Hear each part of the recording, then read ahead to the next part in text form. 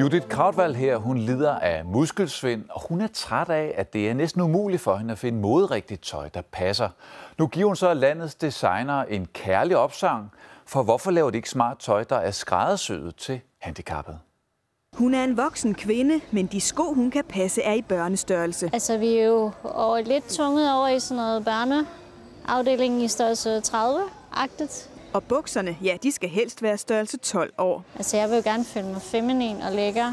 Judith Krautwald har muskelsvind, sidder i kørestol og har respirator. Let er en udfordring, når garderoben skal udvides. For selvom hun er anderledes end de fleste, har hun det alligevel som de fleste. Altså, hele humlen i ligger jo i, at vi vil ikke se handicappet ud.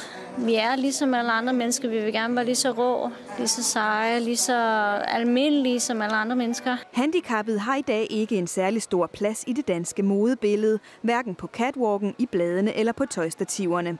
Men hos Muskelsvindfonden kunne de godt tænke sig, at det bliver anderledes i fremtiden.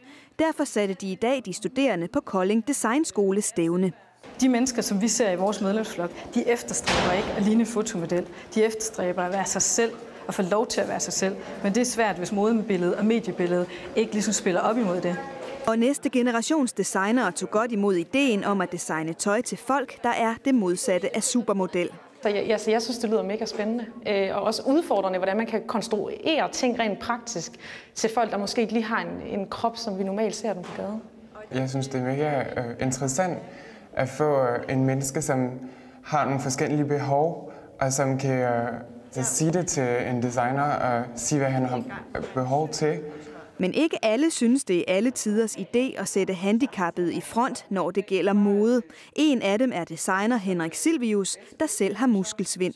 Jeg tror bare ikke, det batter noget inden for modebranchen, for jeg tror, at det er der problemerne ligger. Problemerne ligger ude i samfundet, hvor der er berøringsangst og alle mulige ting. Men Judith Krautwald er ikke i tvivl.